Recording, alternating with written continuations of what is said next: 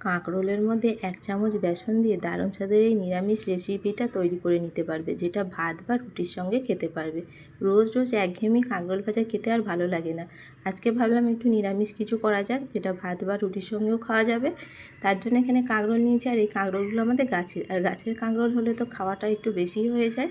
একই রকম ঝাঁজ ছেড়ে এইভাবে একবার কাঁকরোলের নিরামিষ রেসিপিটা বানালেও ভাত বা রুটির সঙ্গেও খাওয়া যাবে। চলো তাহলে তোমাদের সঙ্গে রেসিপিটা শেয়ার করি। এই কাঁকরোলগুলো গাছের কাঁকরোল ছিল। কাঁকরোলের মুখগুলো দুদিকটা প্রথমে কেটে বাদ দিয়ে দিলাম, দিয়ে কাঁকরোলগুলো একটু মোটা করে কেটে নিতে হবে। গোল গোল করে কাটবো, একটুখানি মোটা সাইজের করে কেটে নেব। তোমরা দেখলেও বুঝতে পারছো যে কেমনভাবে কাঁকরোলগুলো কেটে নিচ্ছি। এই রেসিপিটার জন্য কাঁকরোলগুলো একটু এরকম মোটা করেই কেটে নিতে হবে। তোমরা দেখেই বুঝতে পারছো যে কতটা মোটা করে রেখেছি। এইরকমভাবে একই রকমভাবে সমস্ত কাঁকরোলগুলোকেই কেটে নেব। আর এই কাঁকরোলগুলো একটু লম্বাটে হয়, যেগুলো বাড়িতে হয়, আর যেগুলো জমিতে চাষ করা হয় আমরা বাজারে কিনে খাই, সেই কাঁকরোলগুলো দেখবে একটু গোল গোল হয়। অনেক সময় কিন্তু ওই কাঁকরোলগুলো মিষ্টি হয় না, তেঁতোও হয়। দেখো কাঁকরোল তো কেটে ধুয়ে পরিষ্কার করে নিয়েছি। কাঁকরোলগুলো এবার নুন আর হলুদ এর মধ্যে মাখিয়ে নিচ্ছি। অল্প দিলাম হলুদ, অল্প দিচ্ছি স্বাদ মতো নুন, আর সামান্য দিচ্ছি একটুখানি লঙ্কার গুঁড়ো, আর দেবো 1 চামচ মতো বেসন। বেসনটা দিয়ে দিচ্ছি। এইভাবে একবার বেসন দিয়ে কাঁকরোলের এই নিরামিষ রেসিপিটা বানিয়ে খেয়ে দেখবে, ভাত বা রুটির সঙ্গে খেতে দুর্দান্ত লাগবে। আমি যেভাবে বানাচ্ছি এইভাবে একবার বানিয়ে খেয়ে দেখতে পারো, আশা করছি তোমাদেরও ভালো লাগবে। খুব ভালো করে বেসনটা কাঁকরোলের গায়ে কোট করে নিতে হবে, আর খুব বেশি বেসন দেওয়ার প্রয়োজন নেই, 1 চামচ দিলেই যথেষ্ট। এবার আমি এর জন্য মশলা তৈরি করে নেবো। মশলার জন্য এখানে নিয়েছি 2 চামচ পোস্ত, 1 চামচ কালো সর্ষে, 2 চামচ হলুদ সর্ষে, আর নিয়েছি 3-4টে কাঁচা লঙ্কা। শুকনো উপকরণগুলো প্রথমে আগে ভালো করে মিক্সিতে ঘুরিয়ে নেব, তারপর জল আর কাঁচা লঙ্কা দিয়ে একটা পেস্ট তৈরি করে নেব। এদিকে কড়া বসিয়ে দিয়েছি, কড়ার মধ্যে অল্প দিলাম সর্ষের তেল। সর্ষের তেলে এই রান্নাটা করলে বেশি ভালো লাগবে খেতে। এবার কাঁকরোলগুলো একটা একটা করে দিয়ে দিলাম। কাঁকরোলগুলো এক পিঠ ভাজা হয়ে গেলে আর এক পিঠে উল্টে দিতে হবে। অবশ্যই মিডিয়াম ফ্লেমে ভাজতে হবে, নাহলে কিন্তু কাঁকরোল ভিতর থেকে কাঁচা থাকবে, ওপর থেকে পুড়ে যাবে। উল্টে পাল্টে কাঁকরোলগুলো বেশ একটু লালচে রং করে ভেজে নিলাম। কাঁকরোলগুলো ঠিক এরকম লালচে করে ভেজে নিতে হবে। কাঁকরোলগুলো দেখো ভাজা হয়ে গেছে। কাঁকরোলগুলো এবার আমি তুলে নিচ্ছি। আমার রেসিপিগুলো তোমাদের কেমন লাগে কমেন্ট করে জানাবে। ভালো লাগলে লাইক কমেন্ট শেয়ার করে দিও। আর নতুন বন্ধু হয়ে থাকলে চ্যানেলটা সাবস্ক্রাইব করে পাশে থাকবে। সমস্ত কাঁকরোলগুলো দেখো ভেজে তুলে নিলাম। এর মধ্যে আমি দিচ্ছি এখানে 2 চামচ মতো কিশমিশ।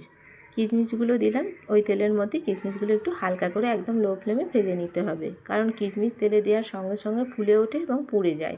দেখো একটু ফুলে লালচে হয়ে গেছে। এগুলো এবার তুলে নিচ্ছি। কাঁকরোলের মধ্যে কিশমিশগুলো তুলে নিলাম। ওই তেলের মধ্যে ফোড়নে দিচ্ছি কালো জিরে। ফোড়নটা ভালো করে একটু ভেজে নেব। যে মশলার পেস্টটা তৈরি করে রেখেছিলাম, মশলার পেস্টটা দিয়ে দিচ্ছি। মশলার পেস্টটা দিয়ে খুব ভালো করে একটুখানি নাড়াচাড়া করে নিতে হবে, যাতে মশলার কাঁচা গন্ধ না থাকে। এইভাবে করে একটু ভাজা ভাজা করে নিলে এতে করে টেস্টটা আরও বেশি ভালো হয়। এবার এর মধ্যে পরিমাণ মতো দিচ্ছি হলুদ গুঁড়ো, কালারের জন্য অল্প দিচ্ছি একটু লঙ্কার কাশ্মীরি লঙ্কার গুঁড়ো, আর দিলাম স্বাদ মতো নুন। সমস্ত মশলা দিয়ে খুব ভালো করে একটু ভাজা ভাজা মতো করে নেব। 20-30 সেকেন্ড সময় নিয়ে একটুখানি ভাজা ভাজা মতো করে নিয়েছি। খুব বেশি ভাজার প্রয়োজন নেই। মশলার বাটি ধোয়া অল্প জল দিয়ে দিলাম, আর দিলাম পরিমাণ মতো একটু জল। খুব ভালো করে মশলাটাও সমস্ত মিশিয়ে নিয়েছি জলের সঙ্গে। দেখো গ্রেভিটা ফুটতে শুরু করেছে। ভেজে রাখা কাঁকরোলগুলো দিয়ে দিলাম। কাঁকরোলটা দিয়েও ভালো করে এইভাবে করে মিশিয়ে নিতে হবে। এর মধ্যে দিচ্ছি 2টো চেরা কাঁচা লঙ্কা। এবার ঢাকা দিয়ে মিনিটখানেক সময় নিয়ে একটু ফুটিয়ে নেব। গ্যাসের ফ্লেমটা অবশ্যই মিডিয়াম টু লো ফ্লেমে রাখতে হবে। দেখো ঢাকাটা এবার খুলে নিলাম। ঢাকাটা খুলে নেওয়ার পর তলা দিক দিয়ে একটু ভালো করে এইভাবে করে নেড়ে দিচ্ছি। যেহেতু নিরামিষ রান্না আমরা একটু চিনি দিয়ে থাকি, তাই অল্প একটুখানি সামান্য চিনি দিলাম।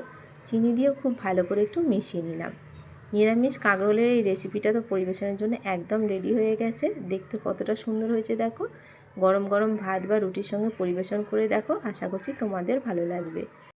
আজকে সাধারণ সহজ রেসিপিটা তোমাদের কেমন লাগলো কমেন্ট করে জানিও। ভালো লাগলে একটা লাইক কমেন্ট শেয়ার করে দিও। আর আমার চ্যানেলে নতুন বন্ধু হয়ে থাকলে চ্যানেলটা সাবস্ক্রাইব করার অনুরোধ রইল। ফেসবুক থেকে দেখলে ফলো করে রাখবে, আর ইউটিউব থেকে দেখলে চ্যানেলটা সাবস্ক্রাইব করে পাশে থাকবে। ফিরে আসবো আবার অন্য কোনো রেসিপি নিয়ে।